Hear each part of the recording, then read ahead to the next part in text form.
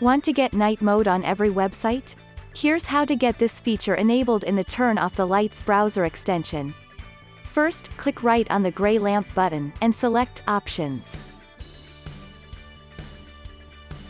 Then, in the Turn Off the Lights options page, click on the tab Night Mode. Finally, enable the first checkbox to get a visible night switch on each website. Now when you open a website, you see at the bottom left the night switch. With a single click you can switch from day to night, and vice versa.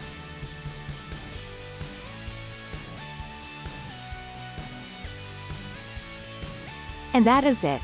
Now you are ready to get night mode on every website. For more helpful tips, subscribe to the Turn Off the Lights channel or click another video to keep watching.